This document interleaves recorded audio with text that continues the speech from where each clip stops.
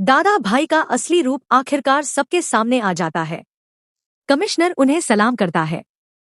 जिस सूरज को ईशा सिर्फ एक सड़क छाप गुंडा समझ रही थी, वह असल में आज भी एक आईएएस अधिकारी है और सरकार के लिए एक गुप्त एजेंट के रूप में काम कर रहा है।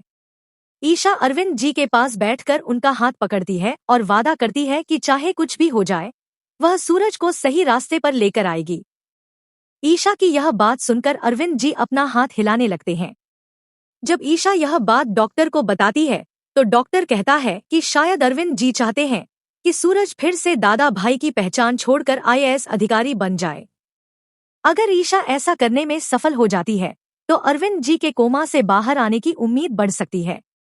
अब ईशा के पास सूरज को बदलने की एक बड़ी वजह है, लेकिन वह इस सच से अनजान है कि सूरज आज भी कानून और देश के लिए ही लड़ रहा है। ईशा का मिशन है सूरज के लोगों को उसके खिलाफ खड़ा करना, उन्हें गवाह बनाना और सूरज को जेल तक पहुंचाना। इस मिशन में वह पूरन, मोनिका और ताई माँ को भी अपने साथ शामिल कर लेती है। एक दिन ईशा सूरज के खिलाफ सबूत तलाश रही होती है। तभी ऊपर से एक फाइल गिरती है, जिस पर लिखा होता है विजय बिल्डर केस। ईशा फाइल खोलकर पूरी पढ़ती है। उसमें विस्तार से लिखा होता है कि विजय बिल्डर ने किस तरह कई लोगों की जमीन हड़प ली थी और बाद में उसके साथ क्या हुआ। जब ईशा आखिरी पेज तक पहुंचती है, तो उसे दादा भाई के खिलाफ सबसे बड़ा सबूत मिल जाता है। वहां विजय बिल्डर की पत्नी का जिक्र होता है। विजय की मौत के बाद उसकी पत्नी लगातार दादा भाई के खिलाफ पुलिस स्टेशन में शिकायत दर्ज कराती रही, लेकिन किसी ने उसका साथ नहीं दिया क्योंकि विजय खुद एक बेहद बुरा इंसान था।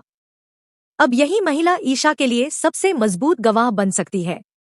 ईशा उससे मिलती है और दादा भाई के खिलाफ कोर्ट में गवाही देने के लिए तैयार कर लेती है। पुराने जख्म फिर से ताजा हो जाते हैं और वह कोर्ट में जाकर गवाही दे देती है। गवाही के बाद कोर्ट पहली बार दादा भाई के खिलाफ गिरफ्तारी वारंट जारी कर देता है। आईपीएस ईशा पूरी तैयारी के साथ उनकी लोकेशन ट्रेस करती है और उन्हें गिरफ्तार करने निकल पड़ती है। लेकिन जैसे ही ईशा दादा भाई के करीब पहुंचती है, वह एक ऐसा नजारा देखती है जिसकी उसने कभी कल्पना भी नहीं की थी। दादा भाई कमिश्नर को आदेश दे रहे होते हैं। पहले तो ईशा को लगता है कि सूरज ने कमिश्नर को पैसे देकर अपनी तरफ कर लिया है, लेकिन अगले ही पल कमिश्नर दादा भाई को सैल्यूट करता है।